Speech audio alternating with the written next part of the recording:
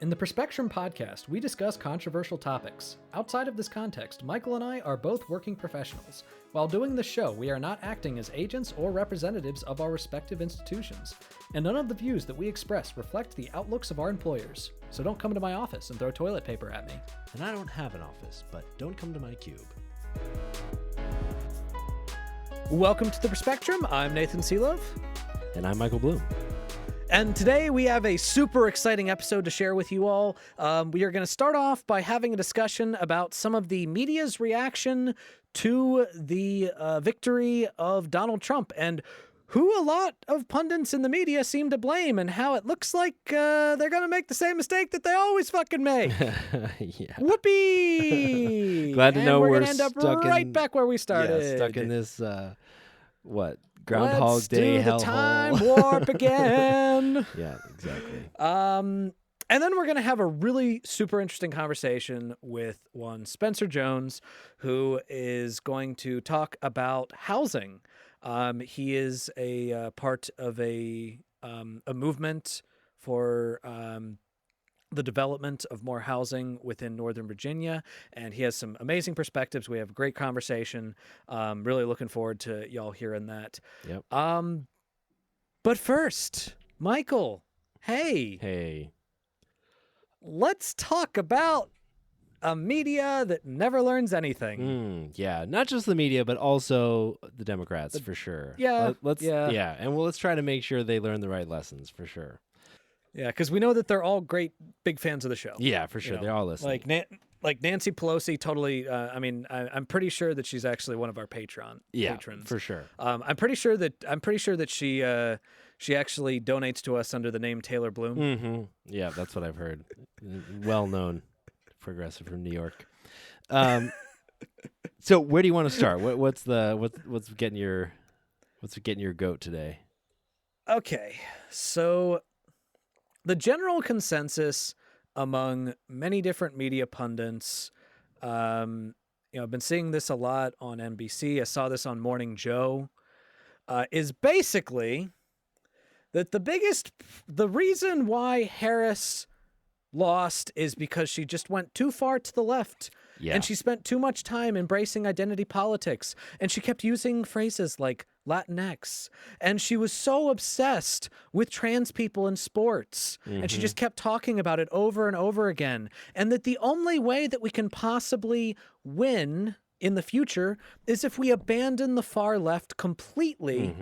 And just try to be as centrist as possible so that we appeal to middle America.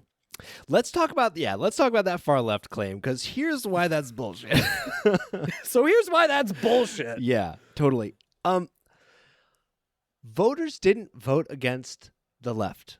As crazy as that sounds, I don't think, at least my read on the situation is that is not what happened. Voters voted, or at least attempted to vote, for transformational change. Yeah. Voters wanted to upset the apple cart.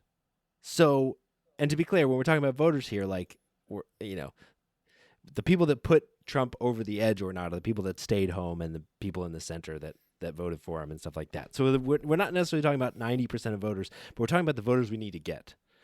And ultimately, they're voting for someone who they think is going to try to switch things up. They voted against the status quo, and they voted against the appearance of moderation and the way that moderate Democrats feel like just the garters of the institutions that have failed us all along and the status quo. Because the thing is, when you hear moderate, at least in the context of the mainstream media or establishment Democrats or Washington, in the context of Washington, when you hear moderate, what you should hear is status quo. Because moderate basically means, things are good right now. They don't really need to change. And the thing is, things are really bad. Yeah. All right. Inflation is still really bad. It is slowly getting better, but it is still in a place where average Americans are hurting. So when you have a guy who comes in there and says basically, oh, well, you have been dealing with inflation for the last 4 years. Mhm. The guy that's currently in office has not done enough to fight inflation. Here, I have a plan to fight inflation. Let's do it with tariffs. Like, even even though realistically tariffs are just going to drive inflation, Sure. at least they're a different solution from what is Well- currently being tried. So like your undecided voters Sure. are probably going to hear shit like that and be like, "Oh, well, I mean, can't be worse than what we got already, so I guess let's give it a try." Totally. Yeah, and it sounds drastic, which is what people are looking for. They're looking for drastic changes. And Yeah. and so I think like it is so absurd and silly and baffling to me that the interpretation here is that voters went into the nuanced policy documents of the Harris campaign and the Trump campaign and got into the wonky details, and ultimately the Harris campaign was just too far left. These voters did not know about the policies of the Harris campaign, and they did not understand the policies of the Trump campaign. Like, this is just not about policy. Go and ask Yeah. them. They don't know what they are. And Yeah. so, like, the idea that we're going to make now political policy decisions or try to spin the politics of policy decisions and move the party more to the right in order to capture these voters, like, that's just not what they're looking for. We're just going to be walking into, we're going to be stepping on the same rake yet again. Yeah. Also, media pundits, if you think that her problem was that she was talking too much about identity politics, you were listening to her less than undecided voters were reading her policies. Yeah. Because she didn't fucking talk about that. At all. She didn't talk about trans people in sports at all. The right did. That was yeah. not a topic of conversation. The right talked about it. Yeah. She didn't talk about it at all. She did not obsess about identity politics. And in fact, one of the things that she did differently from the Clinton campaign, which I think was probably a good idea, was that when it came to conversations about her own identity, she just kind of let who she was speak for itself. Like, she didn't have to go out there and say, "Yep, I'm a woman." Everybody can see that, People that view that as a important reason, like an inspirational reason to vote for her, Yeah. we're already seeing that. Yeah. So you didn't have to lay into that. You Yeah. could focus on policy. So she was not focusing on identity politics. Yeah, I don't know who what campaign were you watching? Seriously. She was not focusing on that. The only interpretation that I can gather of this particular claim that I think can make any sense of it all is that they are trying to describe the assumption from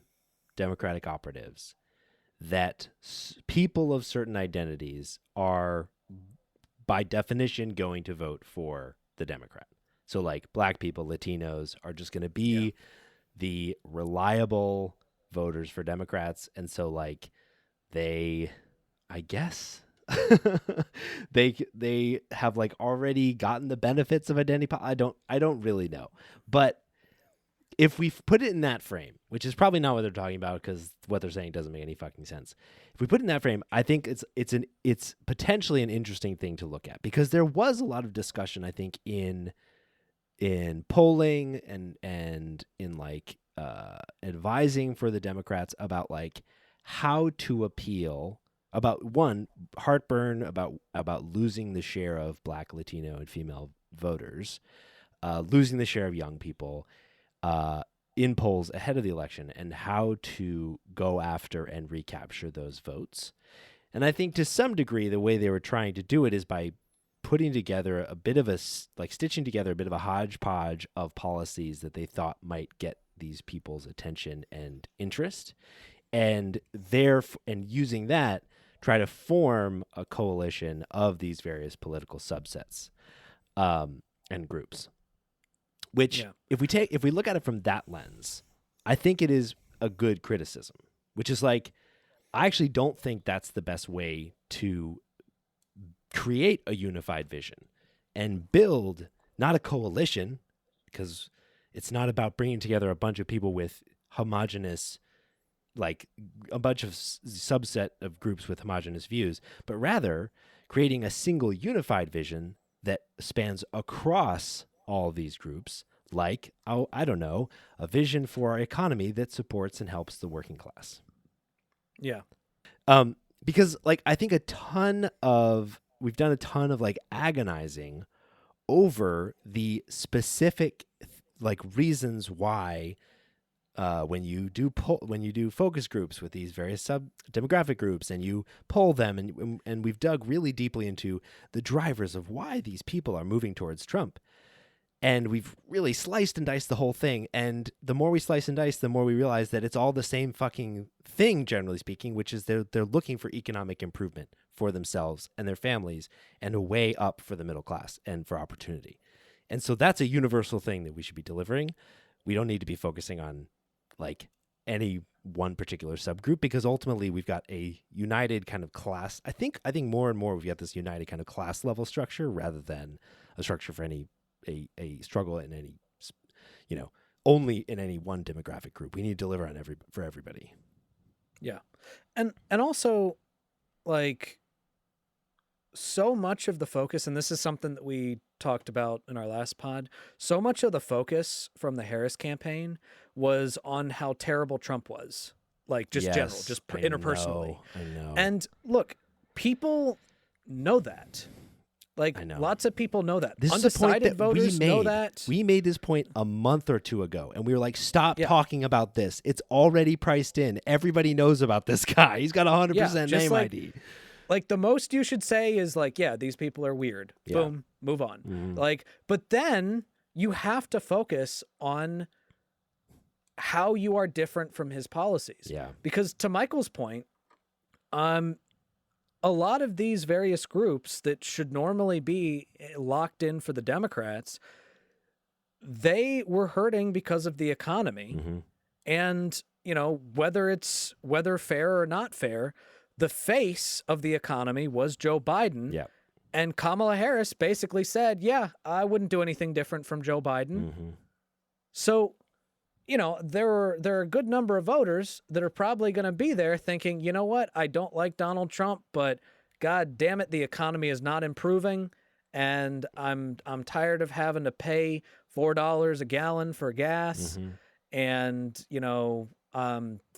$5-6 for a carton of milk. Mm-hmm. Like, that's like, of course you're going to have people that are going to want something new, and so they turn to Harris and they say, all right, what do you have to offer that's different from Joe Biden? Nothing. Okay. What do you have to offer that's different than Donald Trump? I'm not a fucking asshole like he is. It's like, okay, I don't know what to say to that. like look, I don't want to, I don't want to completely take away the agency of voters to be able to do some of their own research, but clearly not enough of them did. Mm-hmm. And Harris did not do a good job of ultimately spreading that populist message. And also, I just like to point out, she was going too far to the left. She was going too far to the left. She fucking campaigned with Liz Cheney. She campaigned with Liz Cheney. She went around bragging about the endorsement of Dick Cheney. Dick Cheney. They were literally, Republicans were literally making the point that the Democrats are war hawks. Like that was a point being observed and made by Republican voters, people that voted for Trump. Thing is, there are younger Republican voters that I actually, like, in terms of foreign policy, I actually have more in common with than I have with the establishment Democrats. Mm-hmm. All right? There are people that I went to high school with that are hardcore Republicans. Mm-hmm. And one of the points they were making was, oh, yeah, Harris is out here touting Dick Cheney's endorsement because she's a war hawk just like him. And it's like, yeah, totally. Okay. And like, what do you say to that? Like, how do you respond to that? Right? Yeah, totally. Like the best thing you can say is basically, well, yeah, but Trump is more of a war hawk. Yeah, it's not about wars. It's about proxy wars, guys. Yeah, and maybe not more of a war hawk than Dick Cheney, but probably more of a war hawk than Harris. I don't. It's just, it was stupid to lay into that. Yeah. It was stupid to lay into that. What? So Harris basically embraced Joe Biden's method of be a Republican on immigration, be a war hawk on foreign policy, Mm-hmm. and she did have some really decent economic Mm-hmm. proposals, but that she didn't spend enough time focusing She on spent them. ultimately, after the first month or so of her campaign, she spent very, very little time standing by, focusing on those issues. Yeah. And the first month of her campaign It's the best one.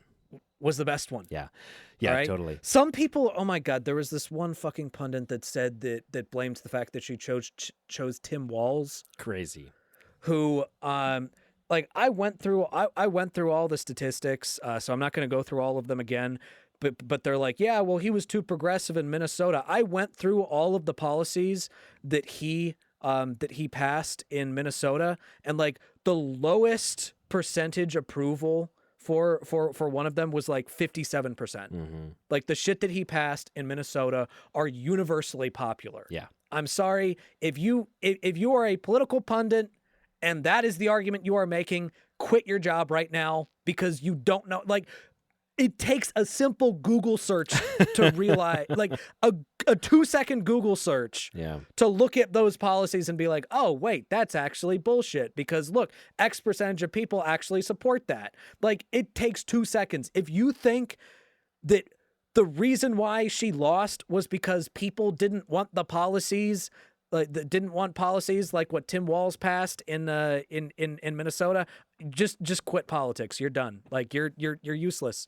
Yep. You're a useless commentator. Yeah. Just goodbye. We're done. We're done with you. Mm-hmm. I think so. I was reading some of the responses here, and one, there was a editorial or a blog posted by the president of the International Union of Painters and Allied Trades, and ultimately, like there was some trepidation about union support for Harris ultimately, but they came out in pretty strong force for Harris, way stronger than non-union working class folks, generally speaking. So this union president, he was saying that essentially Harris lost because, quote, because the Democratic Party has continued to fail to prioritize a strong working class message that addresses issues that really matter to workers. The party did not make the positive case for why workers should support them, only that they were not Donald Trump. That's not good enough anymore. Rather than offer a positive agenda on what immigrant workers bring to our country, they bought into the punitive, tough, anti-worker message that is championed by Trump, even though we know it's the boss's fault. They failed to address inflation, saying that it wasn't a big issue or that the pain that the working people feel right now isn't real.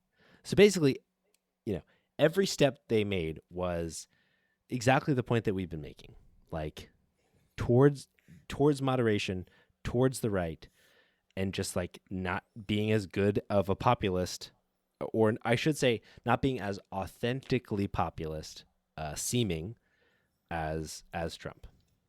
Yeah. And look, I'm not gonna pretend that I didn't think like that I didn't think that she was going to win. Like I did think I did underestimate or I guess overestimate how much people remembered about the first Trump administration. Yeah. And but the thing is, I never said that I was confident about my prediction, and I even directly told, like, go back and listen. I even directly said on the pod, if he wins every single swing state, which it turns out he did, you should not be surprised whatsoever. Yep. Like we warned you that this could happen, and as she started to shift her strategy to focus on, hey, let me pal around with the Cheneys, and hey, let me say that I'm going to be no different from Joe Biden, and hey, let me make it clear that I'm not going to change anything about Gaza. Yeah. Like, that was when her poll numbers dropped. Totally. And that was when that was when we started to be like, this is not in the bag. And I think that leads me to another lesson to take away here, which is, I think Harris started as this change candidate because she was changing from Joe Biden and failed to lean into it. I think partially because candidates really matter. The person really matters. Harris doesn't drive change. We talked about this last week. She's not like a leader of people in that way. She's kind of a follower of whatever the popular policies or the politically expedient policies might be. Even though she's very good at that, right? She's done some really interesting stuff in the Senate. She's been really like impressive in hearings and stuff. But like when it comes to being a policy leader, she doesn't show up that way. And when it comes to being a thought leader and like someone that you're willing to get behind in terms of their like authentic, caring, passionate, but simple and understandable message, she doesn't have that whole package. And so it's not too surprising to me in retrospect that she lost the change candidate kind of vibe and the feeling, because ultimately, like, it takes a lot of personal conviction and power and self-assertiveness in order to be able to remain a change candidate in a system and among a group of people that are really trying to get you to, that are trying to argue over so much that you end up at the average. Yeah. And here, let me give you some pretty decent historical evidence on that. Over the last 3 decades, the Democrats that have won the presidency have been change candidates. Going all the way back from Bill Clinton. He was a change from George H.W. Bush. He was this new Democrat. All right. He was this new Democrat where it's like, oh, I'm going to triangulate. That was this new approach to policy. And people were like, oh, that's different. That's change. I like that. And then Al Gore ran. And Al Gore basically ran on, I'm going to continue what we've been doing for the last 8 years. I'm not a change candidate. And he lost. Yeah. To be fair, the Supreme Court made him lose. But yeah, if it's close enough to count. If it's close, yeah, it shouldn't have been that close. Yeah. It shouldn't have been that close. That's the thing. It shouldn't have been that close. And then here comes Barack Obama. Mm-hmm. And what does he run on? Change. Literally his change. campaign slogan was hope and change. Yeah. And he won in a fucking landslide. And then here comes Hillary Clinton. Well, I'm just a continuation of Barack Obama. I'm not really a change candidate. She loses. Then here comes Joe Biden. Okay, I am a change from Donald Trump, all right? We really need to change from Donald Trump. And guess what happens? He wins. But then here comes Kamala Harris. I'm basically just Joe Biden, and she loses. Democrats don't win when they run as a continuation. They only win when they run on change, which means that if you want to actually win the next election, you need a change candidate. If you do not have a change candidate, you will not win. Yep. And now it's time for a more lighthearted segment, A Good Actually. So Nathan, what is a good actually anyway? A good actually is something that we do because the world sucks. Yeah. Like, it really sucks. Mm-hmm. Like, it's a steaming pile of garbage. Like, it is a gross dumpster fire filled with disgusting refuse and dog shit and vomit from a hog-nosed snake and, rotten Limburger cheese. Wow, you're really going at it. And, like, the dead insides of a skunk, all just sprayed into one area because of how fucking horrible the world is. Yeah. But sometimes, once the smoke clears away, you realize, hey, within that big dumpster fire filled with all that shit and refuse and whatnot, there was a diamond. There was a diamond that could not be burned. And now that everything else has cleared away, I have found this diamond. And it's pretty. And then you remember that diamonds are actually a corporate conspiracy created by an artificial shortage by the De Beers Diamond Corporation. So you throw that away, but then you find a shiny penny on the street, and you know what? And you're like, you know what? Good enough. And you realize that good actually is all around us. Wow. That's a really good reason to do this segment, especially in such a dark time. So I might have gone a little bit. I might have gone a little bit too much with that. No. I think we all needed it. But the real question is, what actually, in a time so dark as this, could actually be good news? And the thing is, like, even out of the 2024 election, where so many counties and states moved to the right, people passed some good stuff. Actually, ballot measures, and there were some exciting electoral milestones as well. So in Arizona, which ultimately voted for Trump, they passed a right to an abortion, which is really exciting.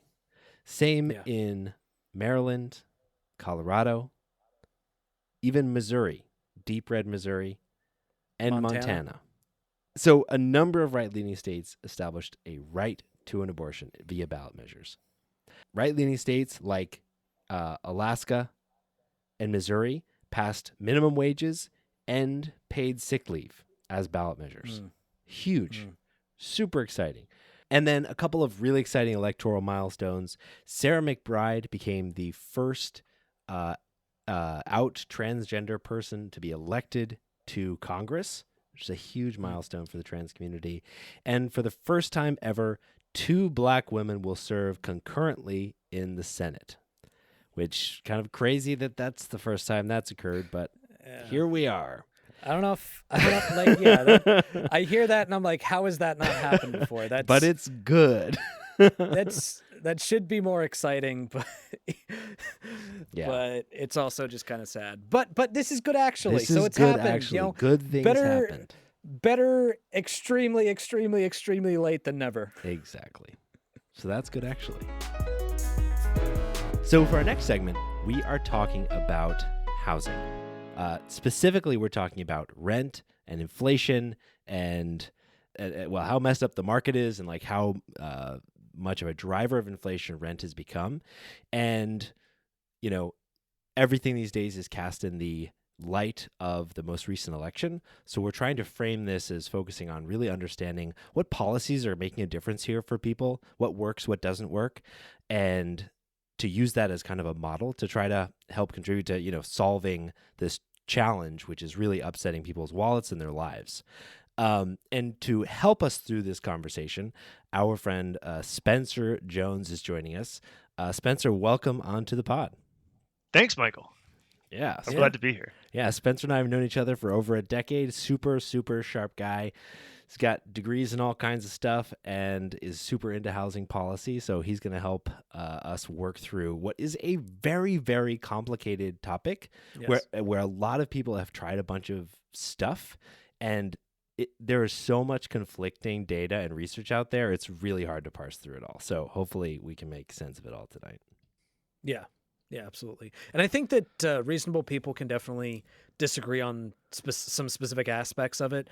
I think that one of the biggest problems with housing, I would say, is actually that the fact that it is such a political issue, because I think that there's such a tendency for any politician to basically decide to go with the route of, okay, I'm going to go with the thing that might help, might not, but is going to get me cool points with my constituency because I'm able to virtue signal, rather than going with a potential solution that maybe is something that is too complicated for people to understand, so they can't give you credit. Totally. There's a ton of virtue signaling in the housing space that comes up time and time again from different angles.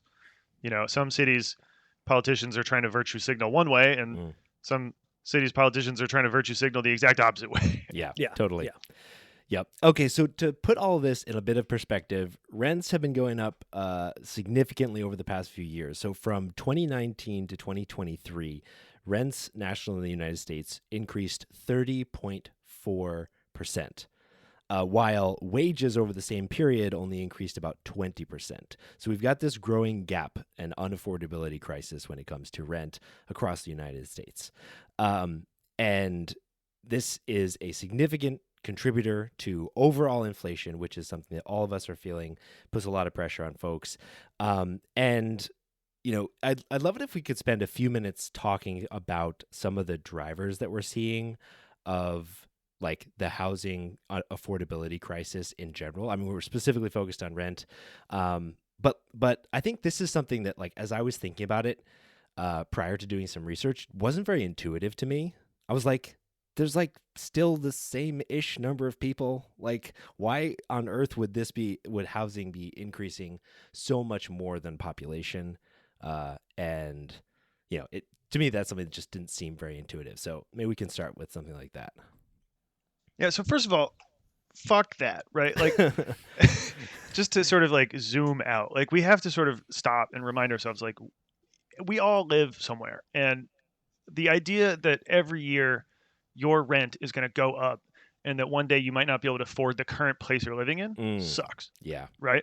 And if you own a place, yeah, when the value of the property that you own goes up every year, so does the property tax you pay. So where I'm from, Arlington County, the median house sells for $1.2 million, which means that the median property tax that everyone who lives in those houses is paying is about $1,000 a month.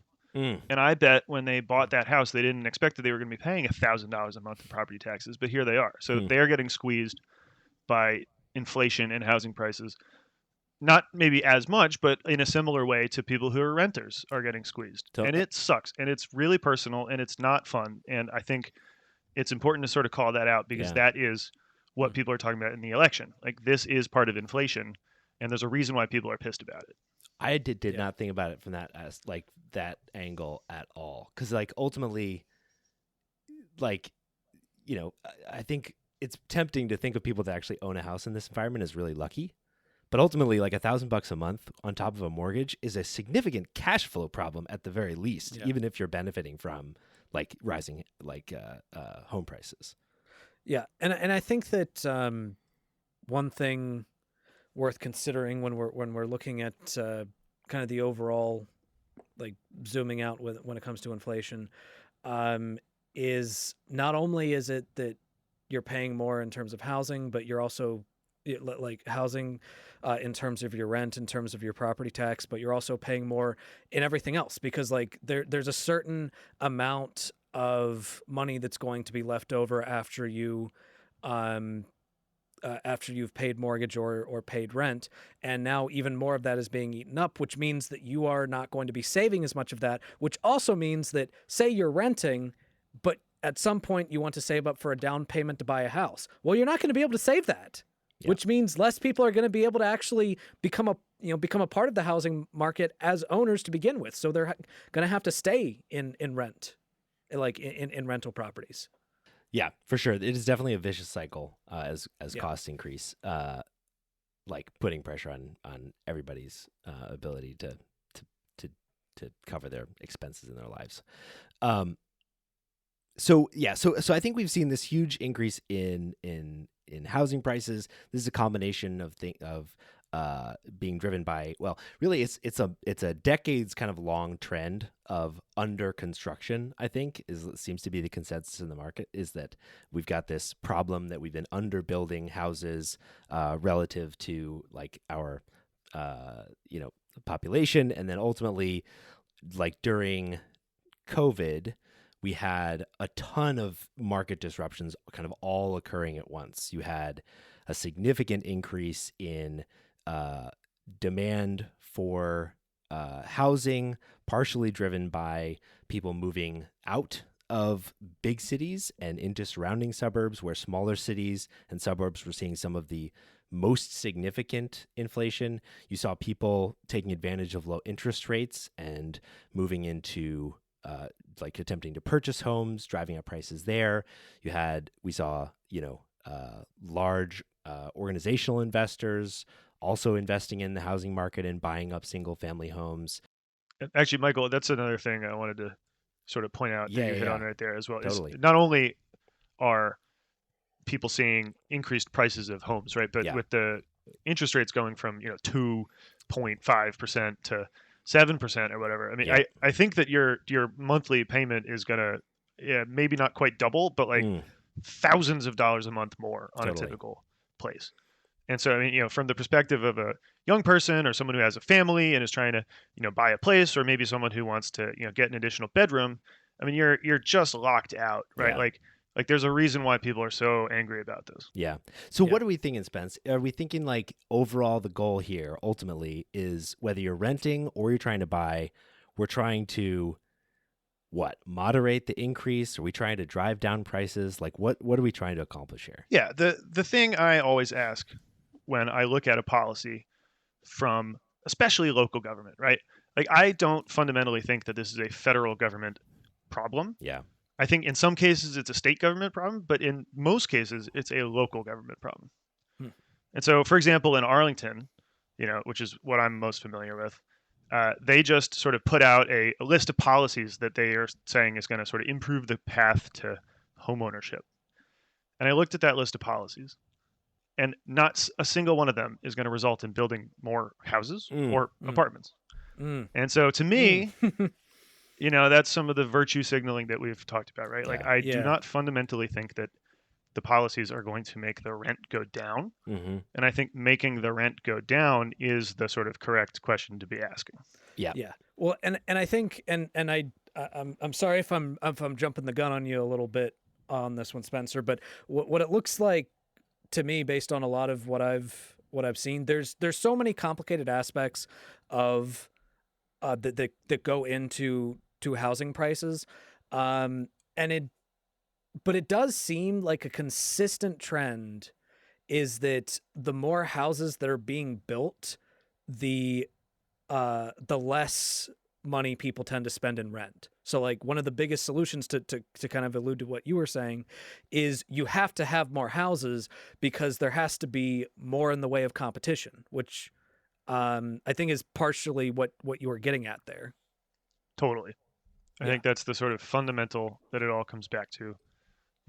People like to talk about how complicated the housing market is, and it is complicated, and there's a lot of factors that go into it. But my argument is that the housing market is definitely still subject to the laws of supply and demand that other markets are subject to. I mean, the unfortunate thing, though, is that housing is extremely personal. And so when it comes to local policies, people don't necessarily want to take action to address the, things that might be constraining the supply. And therefore, you basically just get demand pushing the price up and up and up. And I think that's exactly what's been happening over the last, 5-10 years. Yeah. So I completely agree. Let's tackle a couple angles of this, because I think we're really getting to the crux of it. So maybe we start with some of the things that are constricting building and supply, because unless you're into housing or like in the housing market and trying to build something, maybe like that might not be super intuitive to people. So let's talk a little bit about that, and then I'd love to circle back to maybe some of the policies that maybe like Arlington put out, Spencer, or we could talk about other national or other like local policies that are being tried aside from just building new stuff that we could talk about and talk about why they work or don't work if we think they're really not the solution and ultimately it's just about constructing new homes. Do you mind if I get personal and blame specific people for this problem? I would hope so. I mean, so my hot take, and this is very much in the spirit of the election results from last week. My hot take is that blue-run states and blue-run cities are responsible for the biggest rent and housing price increases across the country. And I believe that there are political reasons for that. And I believe that the governance of those cities is actually the thing that is responsible for the housing prices going up. And so, I know I'm sure we have, a diversity of opinions on this podcast, but, I believe that fundamentally blue states should be welcoming places, and that, there are people in America who live in red states and that they should have the opportunity to move to a blue state if they want to, for, political reasons or for the protections that a blue state can offer. And I think it's malpractice. It is political malpractice for places like California and New York to just accept the fact that living in their city has become a luxury good, right? Like the idea of moving to New York City, unless you're in finance, has become kind of a joke, right? Like, and the same with San Francisco and LA. Like, it's become something that no one can really afford to do unless they're sort of at the top of the, income, hierarchy. Yeah. I blame them. That's really interesting. So are you thinking that as you're thinking about the diagnosis there, so first off, very hot take. I'm glad we're having it. Let's talk about the hot take. Are you thinking that is a result of problematic policies in those cities and states, or another potential, like if we're thinking about supply and demand, another potential driver is people, obviously wanting to live there? So you could take the other side of the coin, which is like, I don't want to live in a state with like abortion restrictions, and I want to move to a state that protects abortion. You know what I mean? Like, so similar to Totally. like political malpractice to make it hard to live there, but potentially like the result of, effectively creating a state where people want to be. So I guess how do you think about that and I angle? think that the places in the country with the highest demand, Yeah. I mean New York City, LA, San Francisco, Yep. those places tend to be blue. Yep. And like that is sort of for reasons like on the outside of this issue. Mm-hmm. But if you have high demand in your city, Mm-hmm. and then you pass a bunch of laws making it impossible to build new homes in your city, and the rent goes up, 3x, and you price out all the people who, are growing up in your city right now. Like if a high school kid graduates in your city and has no chance to raise a family of their own, near their parents, Sure. then you've completely failed at running your city. And a big part of my argument is that is exactly what's happening in the US right now. Yeah. We see California is losing 4 electoral college votes in 2030. And if you look at the map, all of them are moving to Texas and Florida. Yeah. Basically the blue states, everyone's leaving, and they're all moving to red states. And I think that they want to live in blue states. They just can't afford it. Yeah, I think that's really interesting, because especially as we think about the housing issue specifically, because I think like I would take a slightly different angle to what you initially described, which is I think like during the pandemic and following, we saw metropolitan areas almost regardless of like, well, not regardless, but whether they were more or less blue, because most of them are at least partially blue, experiencing rent inflation. So even in Florida and Georgia and Texas, we saw double-digit rent inflation. But to your point, the cities that have come up with ways to now reduce that are honestly like Florida and in Texas, like Miami, Orlando have both successfully invested in tens of thousands of new housing units and brought down the price of rent in those places. Similar with like Austin, if we wanted to talk through Austin as an example. And Austin Raleigh, North Carolina is another big example. Mm-hmm. It may not be as sexy as New York City, but there are a lot of people moving to the Research Triangle. Yeah. Well, and something that I think is still worth mentioning is that most cities in general, though, are blue. Like, it's true. California in and of itself, like, is a blue state, but it's only a blue state because there are so many fucking cities in it. So like, if we're looking at like moving into cities like Austin, Texas. Austin is a very blue city.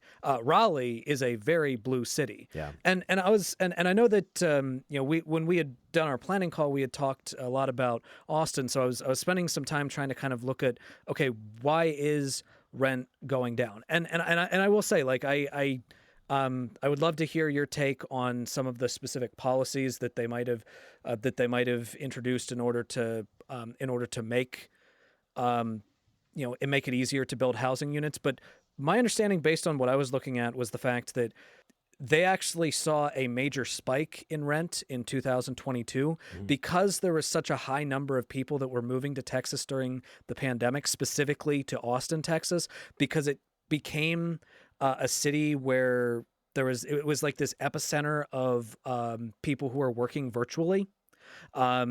And because the pandemic was going on, there was a major incentive for people to move there. And what that did was that increased the demand for housing, which drove up the rent. And in response, the city launched all these new initiatives to build additional housing. And it ended up being super successful. They built a ton of new units. That ended up driving the rent down. However, one thing that's also important to note is that is not necessarily sustainable, because when you build like a fuck ton of houses and you drive the rent down, the cost of building houses goes up, whereas the profit that you get from building those rental units goes down.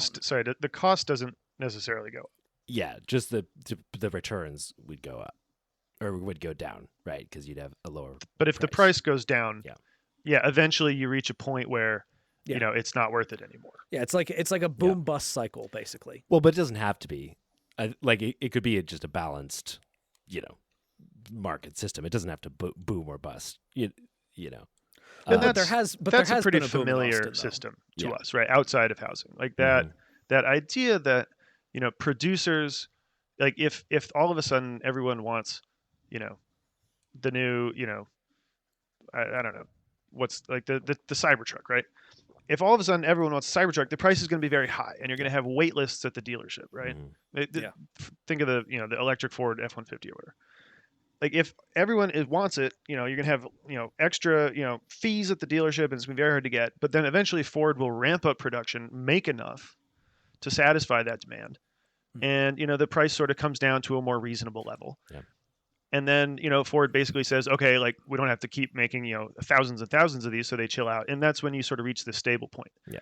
But what you see in places like San Francisco and New York is that sort of never happens. Like it just goes up and up and up because they aren't doing any of the housing construction that Austin is. Yeah. So one thing I did want to put a fine point on is, like, to your point, Nathan, about a lot of cities being blue, but some cities, blue or not, figuring out ways to like bolster housing production. I think gets back to our earlier point, which is this issue inherently is not like really a left, doesn't have to be anyway, like inherently a left versus right type of issue. Like, I think the whole reason we're having this conversation is to make it a policy focused one where we can actually drive some good outcomes.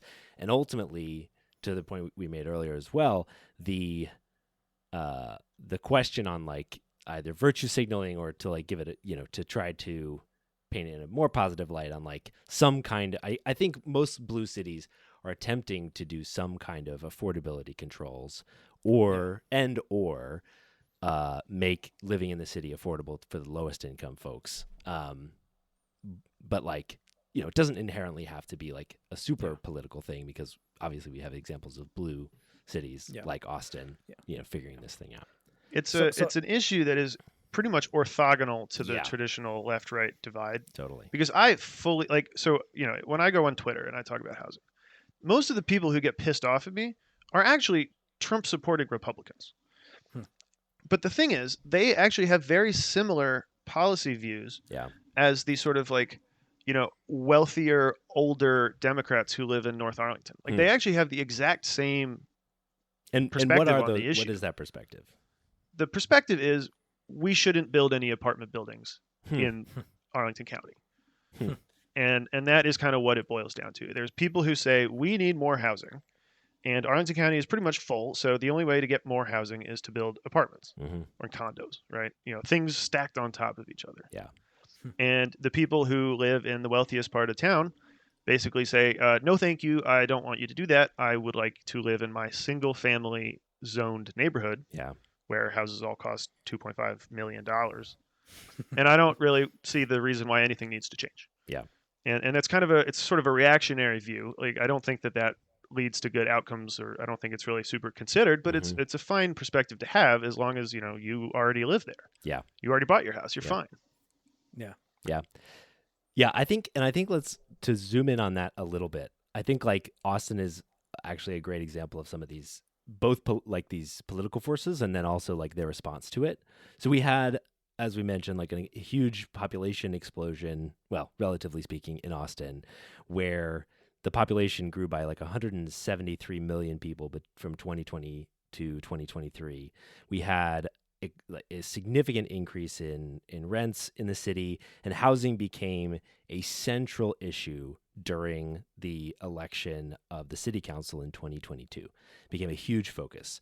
And the people that were then elected were, like, kind of regardless of right or left, very pro housing affordability, like, candidates. And following the election, they implemented a few different pretty significant changes, like allowing 3 housing units on a lot size that would have previously been zoned for a single unit, reducing the minimum lot size from 5,750 square feet to 1,800 square feet, rolling back some height restrictions on buildings that basically, to your point, Spencer, kept buildings short rather than allowing us to, in a inherently geographically constrained environment, build upward. And they allowed for more dense redevelopment of commercial space into housing space, and then also limited mandates that required parking availability for buildings. So similarly, rather than having a big parking lot attached to your building, you can use that for actual, units. And it seems to have made a huge difference. The Austin metropolitan statistical area from 2020 to 2023 built 9.2 new multifamily units per 1,000 residents, which is 61% higher than the next highest metro area, which is Raleigh, which you already mentioned, Spence. So, like, pretty much been killing it in the multifamily unit space, which is, to your point, kind of the only footprint that can really solve a housing problem without pushing people further and further and further from the city, which is obviously not a sustainable solution either. You're making me wish I had done some research. That was beautiful. That's Michael. That's Michael for you. Yeah, he's the smart one. I'm the angry one. So that is a laundry list of reforms, Yeah. and exactly the type of reforms that I am sort of arguing for. Yep. All those reforms that you talked about let people live in smaller spaces because they want to, and that will make housing more affordable for the people who choose to live in Austin. See, that's funny from my perspective, because I'm a very rural person. I fucking hate cities, and so, like, I mean, I think if you're someone that is choosing to live in a city, I think that makes total sense. Like, if you're living in a city or the suburbs of a major city, because, like, that's your cup of tea, I think that makes perfect sense. But I do think there does still need to be spaces for people that prefer, like, either small town or more urban, because, and this might be the point where, Spencer and I break up a little. But I will tell you, there is this housing company around my area called Ryan Homes that puts up these massive neighborhoods of ugly ass houses that all look the same. And I'll admit, like, I'm one of those people, when I see that shit, I'm just like, not in my fucking backyard. So I think sprawl is pretty much universally disliked. Yeah. And I think the sort of typical argument that you would hear from me is that, why do we have so much sprawl? Well, I mean, there are hard limits on the amount of homes that can be built closer to the city in a lot of places. So in Arlington, for example, 60% of the county is zoned for single family only. So that means that you can only have, like, a very small part of the county that has, and also, sorry, that's not even counting the airport and the Arlington National Cemetery. Sure. So you're cramming in the few apartment buildings into a very tiny, geographical part of the county, which means ultimately, like, you just aren't able to build enough of them in Arlington. Yeah. So that's why you end up with a bunch of homes built in Fairfax, and then I don't know if you've seen the price of Fairfax is almost as high as the price of Arlington now. Yeah. So you end up with a bunch of stuff out in Loudoun. Yeah. And it's already happening now that you end up with homes out beyond Loudoun, right? Like sprawl comes for rural areas. Yes. very quickly, and I don't think anyone likes it. Totally. No. But it's pretty much the result of just not allowing people to live in the city where they want to live in the first place. And that ex-urban movement where people move to smaller cities outside of the more dense metropolitan areas was a huge driver of ex-urban inflation during the pandemic, when people did exactly that. And then, presumably as people, if we ever move towards a world where there's more and more remote work, we're going to see that more and more. So Nathan, allowing Yimbys to build tall buildings in cities is going to save your farms for sure. Well, and that's kind of and maybe Spencer and I aren't breaking too much on this then, but But I know that there is, at least in Virginia, there's kind of this, I don't know what you would call it, but there's this kind of string of commuters where it's like people in Winchester commute to Northern Virginia because they can't afford to live in Northern Virginia, but they can afford, but that's where they work. They can work there. People in Northern Virginia commute to DC because they can't afford to live in DC, but they can afford to live in Northern Virginia. So I think what Spencer's basically saying is that if you put more homes in these larger cities so people can actually be close to their jobs to begin with, which, to Spencer's point, that's where they want to be in the first place, then you end up kind of solving all of those problems where people are getting more... people are having more of an ability to live near where they actually work, and you're also not having that sprawl into territories where, my parents who have a farmhouse out near Winchester, they're getting all these fucking developers coming up to them and saying hey, can you should sell me your house. I saw you had all this territory, and my dad having to be like, were you on my fucking property? Yeah, fair enough. The other I think one thing that is useful to acknowledge though is this is I at least, correct me if I'm wrong, but this will impact neighborhoods that are cute. There will be nice neighborhoods in Arlington and elsewhere that we appreciate walking around today and are cute and nice and all that stuff, that will be different and change neighborhoods in the future. And I think it is worthwhile recognizing that there is some quote unquote cost associated with this. But my perspective is definitely that that is just the cost of doing business. That is just something that we've got to accept because there's just no other real way out of the mire that we find ourselves in. Yeah, if I've made this sound easy or unanimously popular, or even just popular in general, it's because I'm selling it, because I feel really strongly about it. Sure. Yeah. But there are serious antibodies out there when you try to build homes, pretty much no matter where you are, and they are very powerful. And I mean, that is kind of part of the problem, is that in a local government, the people who get to vote are the people who live there right now. Yeah. But the people who don't get to vote are the people who can't afford to live there, right? The people who have been pushed out, or who are only 17 and would like to live there in the future but won't be able to. You're kind of giving a veto to the existing people who live there and saying, would you like to keep all the new people out? Go ahead. Yeah. And it's interesting because I mean, I think you might have actually sold me on it a little bit there, but at the same time, I guess for me, it's hard for me to imagine wanting to live in an apartment. Now, that's just because that's not who I am. But I can never I has can to be, Nathan.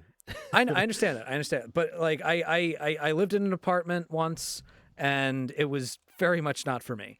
Yeah. But I do kind of understand how somebody who doesn't want to live in an apartment, is living in a single family home, might be thinking well, are you telling me that you want to bust down my home so you can build some big ass apartment? And instead, I can understand why someone might be resistant to that, Totally. Yeah. And I mean, the thing is, you don't really, everyone has their personal preferences, right? Mm-hmm. But the easiest way to sort of get a sense of it is just saying, well, okay, how much are people willing to pay to rent an apartment? It may not be for me, but if the median rent is $2,800 a month, then clearly a lot of people, actually are interested in living in those apartments, which is pretty much what we see in our big cities, right? Yeah, and ultimately, like, there's also a yes and kind of version of this thing.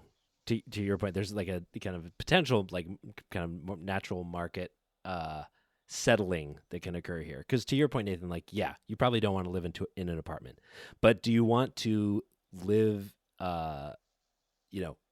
an hour and a half or 2 hours away from where you work? What's the trade-off you want to take? And some people will take that trade-off.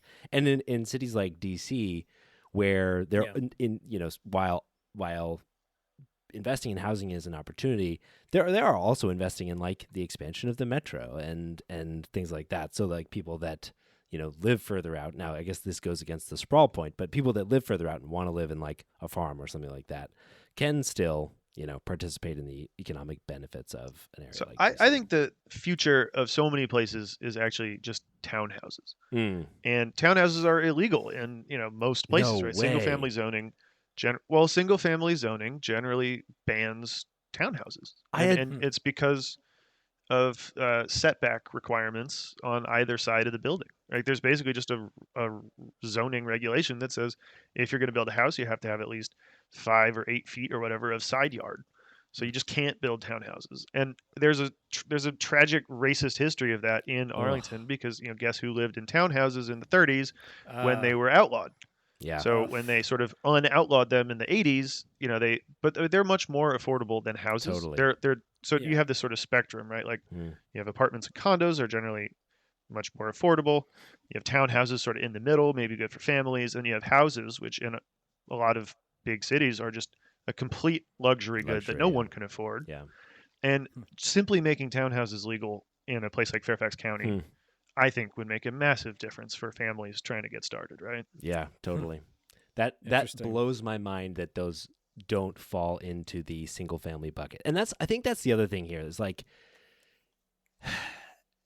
yes, building, like, apartments and multifamily units may not seem intuitively popular all of a sudden. Like, we've been spending 15 or 20 minutes talking about all the pros and cons, but I think on the other side of the coin there are some very basic, incredibly intuitive points that are just not well understood, like that one, Spencer, that a townhouse doesn't count as a single family home. Yeah. Like, that are very unintuitive, that these restrictions exist, and obviously, like, not easy to do, but making the case for them, like, I understand wanting a yard, but you can still have a yard with a townhouse. Sure. Well, it's not about wanting a yard; it's about preventing people from being able to live densely. Yeah, that is interesting. I had not thought about that, and it actually does make sense. I used to live in a townhouse complex when I was in college, and the particular townhouse complex that I did live in, because the college that I went to was a refugee resettlement program, there was a massive population of refugees living in those townhouses. And I always wondered why it was that particular complex, because there were a lot of other complexes that did not have as much of a refugee population within them, that it was primarily students. And I always wondered why it was the townhouse complex that did. But I guess that's kind of what you were talking about, how that was something that tended to be more available to people from various different, like, racial minorities. Is that it? Well, I think that was they definitely tend to be more affordable than standalone detached houses, and there may have been a resettlement program going on in that neighborhood or something. I'm not sure. Yeah. Yeah. Well, cool. Awesome. Thank you so much, Spencer, for coming on. This was a really great conversation. I think we got to do a lot more segments about housing because there's so much interesting stuff out there, and I think we're just scratching the surface here. So if you ever feel like coming back on, you're more than welcome. Well, I want to come back and argue about it more. Well, honestly, we ended up agreeing. We so rarely have that actually happen on our show because I was ready to go. We have reasonable people who make reasonable points. That's the thing. Like, I was actually from our conversation the other day, like I was actually ready to come up and argue, but as I was looking at stuff, I was like, oh, huh, a lot of the shit he's saying actually kind of makes sense. And like, I was actually ready to, I was going to try to start an argument with the whole, like, but rural shit. And I want to be able to, like, I don't want people building stuff. And then you were like, oh, well, actually, my way is better for you too. And I was like, oh, okay, well then I guess I don't disagree with you. Fuck. Well, if you guys go and talk to some anti-housing advocates, Sure. and I'll come back next week and we can argue about whatever they have to say. I think next time we talk about housing, you're welcome to join Spence. You don't have to if you don't want to. I do want to get into housing affordability for lower income folks because there is some mixed results on how focusing on increasing supply actually or whether that actually ends up reducing housing costs for people that are at the lowest end of the income spectrum. So totally, let's put a pin in that. Because I'm being super glib about the outcomes. They're not going to affect everyone equally. So I think it's really important to sort of think through some of those issues as well. Totally. So we'll do that next time. And now it's time for our favorite segment, Ass Hat of the Week. So Nathan, who is our ass hat this week? Michael, I think our ass hat this week might be one of the biggest fucking ass hats that have ever asked in a hat ever. Whoa. Like this guy's such an asshole. Like, oh my God. I don't know how this guy hasn't been on our pod before. I don't think he's been on our pod. He might have been in. Okay. But it's literal out and out Nazi Nick Fuentes. Oh God damn it. Nick Fuentes. Nicky Fuentes, come on down. So what did Nick Fuentes do to get on our show? Honestly, it's very simple, but it's disgusting. So, in response to the election of Donald Trump, this asshole did this clip where he was basically saying to women, in terms of the right to an abortion, your body, my choice. Oh, fuck that. And this has become like a whole thing. I've definitely heard this elsewhere, not just about Nick Fuentes. This has been like a whole thing on the right. Yeah, but it sparked from him. Oh my apparently God. it sparked from this clip. Jesus. That is so fucked up. It honestly couldn't even just be a Nazi and control women's bodies in a month when we feel a little bit better. Gotta hit us while we're down. Yeah. Well, and look, I think that this is something that the Democratic Party really needs to point to and be like, see, this is what it's always been about. Yeah. All right. It's been about control. And, look, I want to make it clear. I do believe in my heart of hearts that there are well-meaning people that are voters that are anti-abortion because they truly think that they're trying to save babies. Like, I do believe that there are people that actually think that's why they're doing it.